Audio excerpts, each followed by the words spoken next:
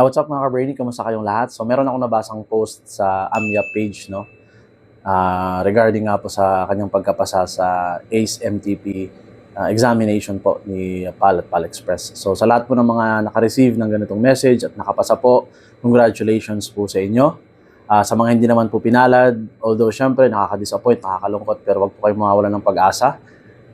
Ibig sabihin lang po yun, meron pang mas magandang opportunity na nakalaan para sa inyo. So, just keep on going. Sabi nga nila, no, maging ready lang tayo lagi. Kasi for sure naman, for this year, maaga pa ang taon, no, nasa second month pa lang tayo. So, marami pang magbubukas po ng mga opportunities. At malay nyo, instead na dumaan kayo sa ACE or MTP program, mabigyan kayo ng opportunity na diretso na mismo sa pagiging aircraft mechanic or yung, kumbaga, diretso na as empleyado. Disclaimer lang po mga ka-brainy, no? Hindi po ako syempre part ng hiring process. Ang ibibigay ko po sa inyong tips and advice ay in general po na pwede nyong magamit and hopefully makatulong po as you prepare syempre sa mga ganitong opportunities, sa mga ganitong pagkakataon.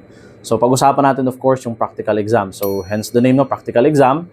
Kailangan maipakita nyo po dyan yung inyong technical and inyong practical skills. So kasama po dyan syempre yung mga tools identification. Ano ba ang tawag sa mga tools na to? Paano ba siya gamitin, no, ng safely and properly, yung standard procedures po sa paggamit ng mga tools. Yung mga PMEs natin, no, yung tinatawag nating precision measuring equipment or tool.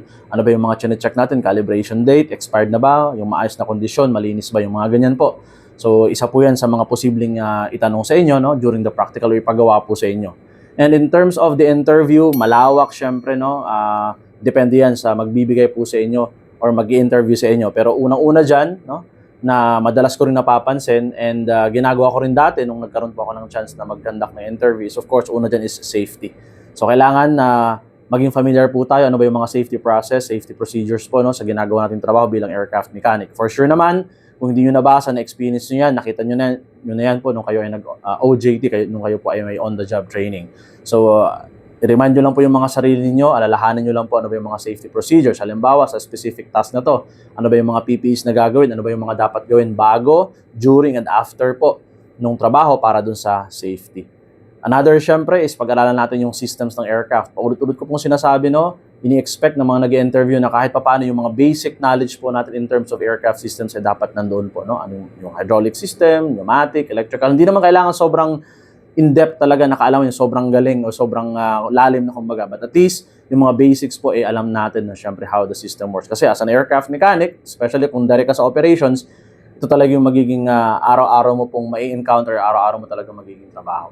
So, kasama din po sa interview, syempre, yung aircraft documents, yung aircraft manual. So, importante po yan. Kahit ano pong galing natin sa technical skills natin, pero syempre, hindi tayo gumagamit ng standard manual, stock knowledge lang tayo, syempre, yan po ay hindi standard, yan po ay hindi natin nire-recommend, hindi natin pinapayagan. So, syempre, always refer tayo sa manual. So, importante na alam natin po kung ano yung mga manuals or documents na kailangan natin o dapat natin gamitin, para saan ba to, ano ba yung purpose nito, kumaga to what extent ba yung level ng pagsunod natin sa mga documents and manual na to. So balikan nyo po yan, review nyo po yung mga notes niyo dati o kaya magtanong po tayo sa mga kilala natin para mabigyan po tayo ng refresher in terms of the aircraft documents and manual. So isa rin po sa mga posibleng itanong sa inyo syempre sa interview, kung kayo man po ay wala pang previous work experience, on the job training pa lang o kaya yun nga, newly grad, bibigyan po kayo dyan ng mga senaryo na kung saan may papakita nyo po yung inyong pagiging leader kasi kahit tayo po ay ACE or MTP or nagsisimula pa lang sa ating career, importante na meron na po tayo ng leadership. Kumbaga,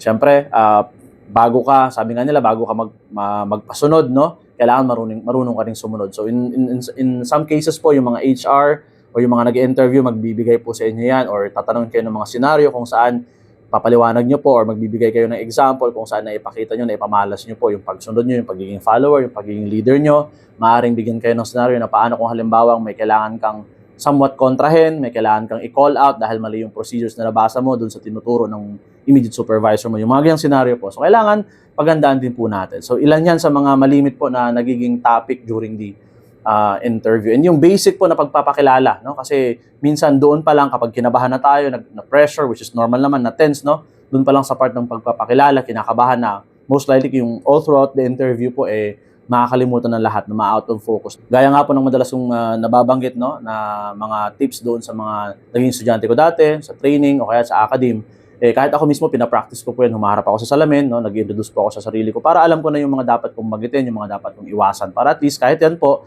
yung mga bagay na control ko, na alam ko naman, kasi sarili ko naman yung ibibenta ko, kaya ko na po siyang i-discuss ng dire-diretso, kumbaga.